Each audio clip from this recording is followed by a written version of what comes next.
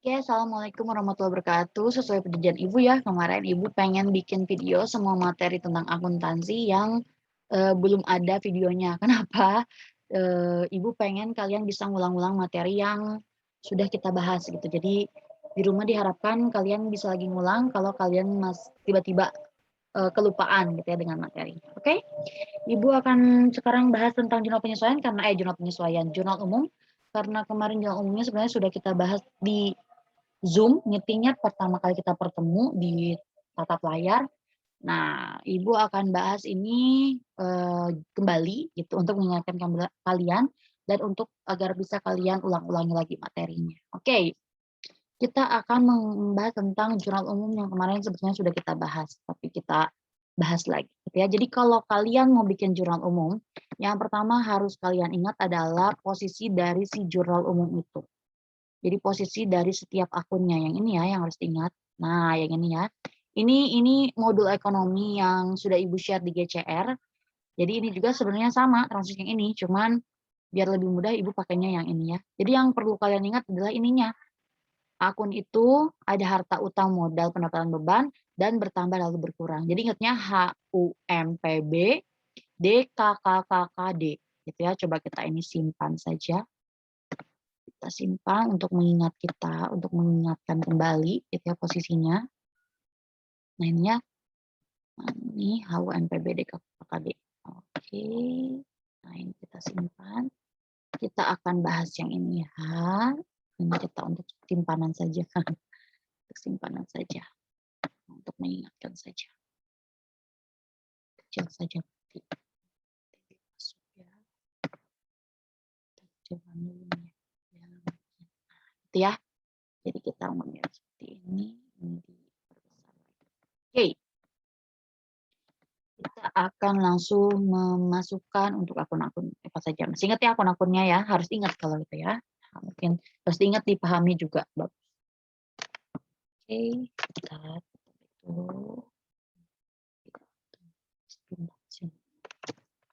Oke, yang pertama. Ini ceritanya Ibu Amin ya punya usaha salon syariah yang diberi nama dengan Salon Nepo buka pada bulan Maret 2019. Berikut nanti yang terjadi. Pertama, itu 1 Maret, Ibu Lipsa mendirikan salon Yepo dengan menyetor uang pribadinya ke kas perusahaan sebesar 45 juta. Dan peralatan salon sebesar 5 juta. Jadi, Ibu selain punya uang, Ibu juga punya peralatan. Jadi, ibaratin kalau Ibu tuh sudah punya hobi, misalnya Ibu sudah punya hair dryer gitu ya, sudah punya mesin catokan gitu. Dari perkirakanlah peralatan Ibu punya adalah sebesar 5 juta. Berarti kas perusahaan, kas itu kan akun harta ya, harta bertambah di sisi debit. Berarti kasnya bertambah di debit sebesar 45 juta. Gitu ya. Terus Ibu selain punya kas, tadi Ibu menyetorkan juga yang namanya peralatan. Berarti peralatannya juga bertambah, peralatan juga akun harta, bertambahnya di sisi debit sebesar 5 juta. Gitu ya. Terus dan peralatan salon tadi udah ya 5 juta. Ini dua-duanya adalah sebagai modal bagi Ibu. Nah, modalnya berarti bertambah di sisi kredit. Berarti sini modal, modal Ibu Lipsa misalnya gitu ya. Berarti modalnya bertambah, semuanya adalah modal bagi Ibu. Berarti 50 juta. Oke, gitu ya. Gampang ya. Next, tanggal 2 nih. Tanggal 2, Ibu membayar sewa gedung sebesar 15 juta untuk 1 tahun.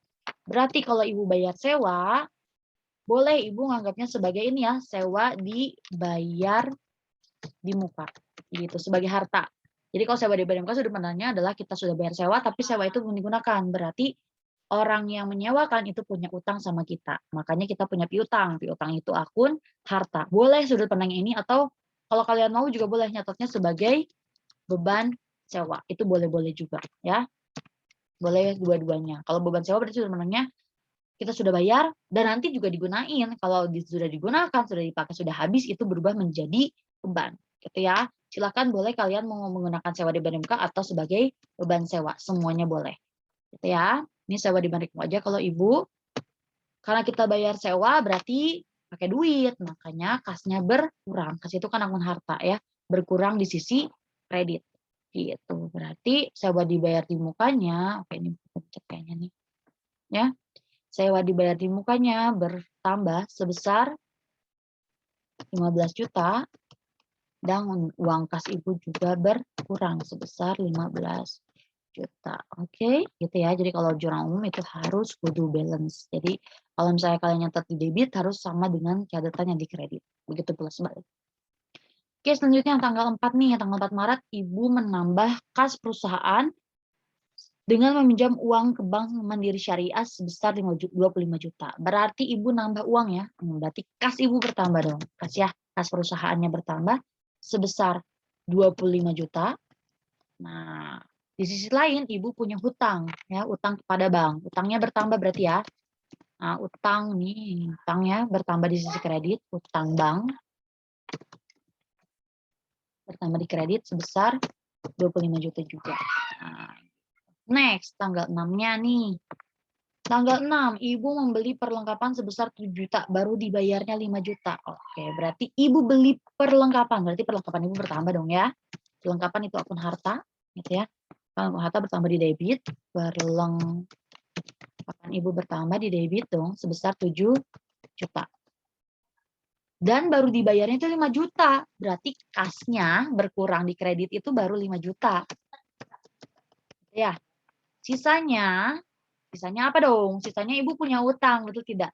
Berarti utang usaha, utang di kredit ya bertambahnya ya. Utang usahanya ibu bertambah di kredit sebesar 2 juta yang belum dibayar. Oke? Next, tanggal 9. Next, lanjut ya, masih gampang kan ya? Gampang jurnal umum lah. Oke, tanggal 9 nih.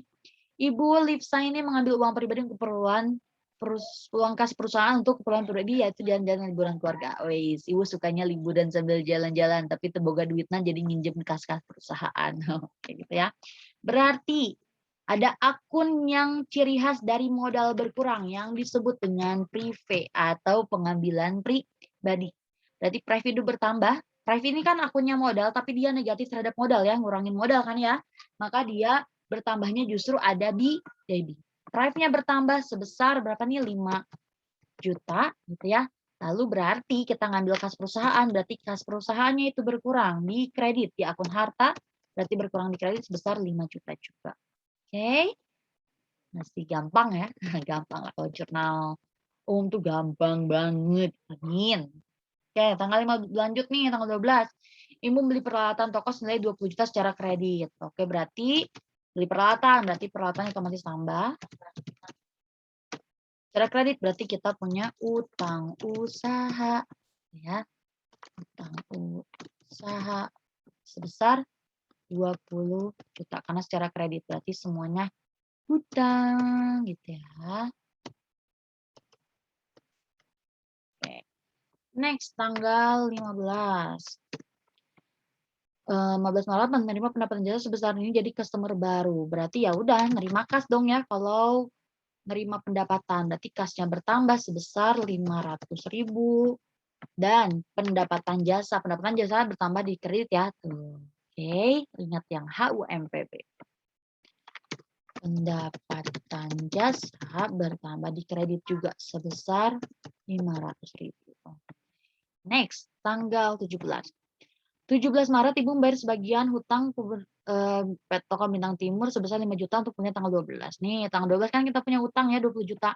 Itu Ibu cicil dulu sebesar 5 juta. Berarti karena Ibu cicil berarti utang Ibu berkurang ya, utang usaha Ibu berkurang sebesar 5 juta.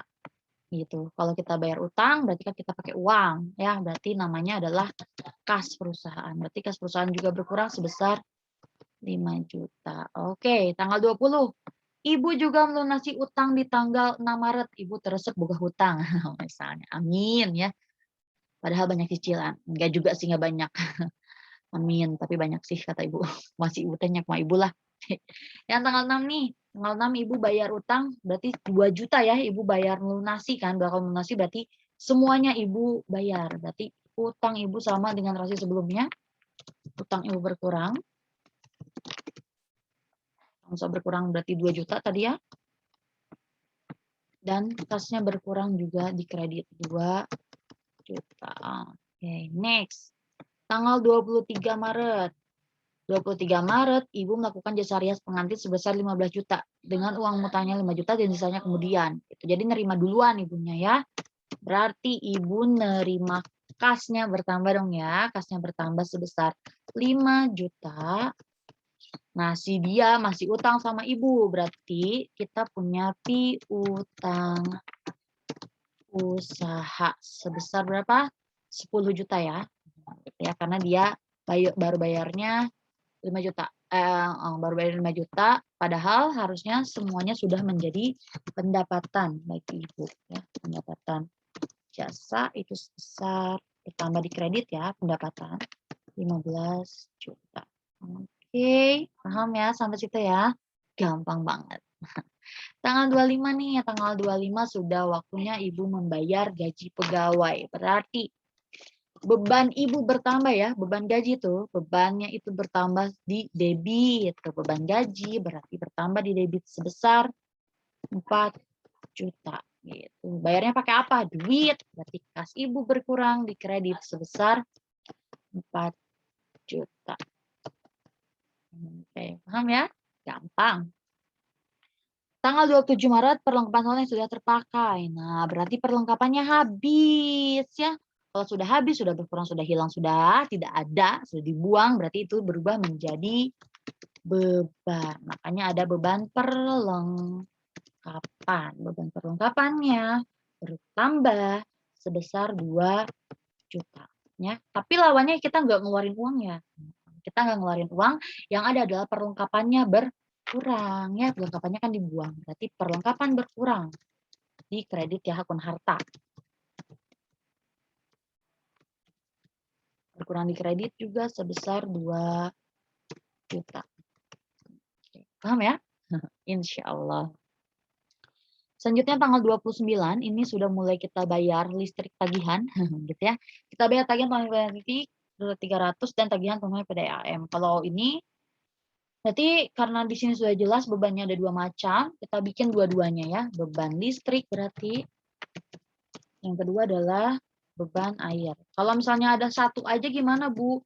Ya berarti kita bikinnya satu akun boleh. Berarti beban listrik air LA gitu boleh. Atau beban listrik air telepon dan internet berarti beban LATI boleh. Ya, karena ini jelas beban listrik airnya berarti dipisah aja. Beban listriknya udah 300.000. Beban airnya adalah 200.000. Berarti total Ibu yang bayar, pakainya apa? Pakai uang, berarti kasnya berkurang ya. Sebesar 500.000. Oke. Next. Tanggal 30, udah akhir-akhir ya. Tanggal 30 adalah menerima pelunasan transit tanggal 23. Tanggal 23 kita kan baru terima 5 juta ya, harusnya adalah 15 juta. Berarti orang itu bayar sama kita, berarti kas kita bertambah. Sebesar 10 juta sisanya ya. Gitu. Berarti orang itu utangnya lunas. Berarti kita punya piutang yang berkurang. Usaha berkurang 10 juta. Oke. Next, tanggal 31. 31 membayar angsuran bank dengan 1 juta dengan bagi hasil 10%. Berarti kita punya apa nih? Utang bank ya. Utang banknya berkurang berarti sebesar 1 juta. Gitu ya. Kita punya bunga, berarti beban bunga di sini. Beban bunganya bertambah. 10% dari 1 juta berarti berapa nih? 100.000 ya? Nah, gitu. Berarti kita bayarnya itu total pembayaran kita berarti ya, kas kita berarti berkurangnya adalah sebesar 1.100.000 ya, karena ada utangnya kurang 1 juta dan ada bunganya. Bagi hasil ya kalau di sini ya. Boleh atau beban bunga atau beban bagi hasil. Boleh. Ya, terakhir. Peralatan disusulkan 5% dari nilai perolehan. Nah, kita lihat peralatannya ada berapa nih? Peralatannya di sini ada 5 juta, di sini ada 20 juta, berarti 25 juta. Berarti peralatan disusutkan 5%, berarti 5% dari 25 juta kita contek boleh? 1.250 ya. Berarti di sini akunnya penyusutan, berarti ada beban penyusutan ya. Peralatan dan akumulasi penyusutan peralatan juga, gitu. Kalau beban penyusutan, beban berarti bertambah ya, bebannya bertambah 1.250.000. Akumulasi penyusutan itu akun harta, tapi dia negatif terhadap harta, jadi mengurangi nilai harta, makanya dia juga berkurang 1.050.000. Oke, beres itu untuk jurnal umum. Jadi, nah ini ya, pasti balance sih kalau kata Ibu, pasti ya. Insya Allah pasti balance. Nah ini jawabannya tuh sama ya. Ya totalnya adalah sebesar 163.250.000. Juta maksudnya. 250.000. Beres. Itu dia penjelasan mengenai jurnal umum. Bisa kalian review kembali kalau kalian kelupaan tentang jurnal umumnya, dibuka kembali YouTube-nya. Oke, terima kasih untuk pertemuan kita hari ini. Kurang lebihnya mohon maaf. Semoga ilmunya bermanfaat. Terima kasih. Wabillahi taufiq wal hidayah. Assalamualaikum warahmatullahi wabarakatuh.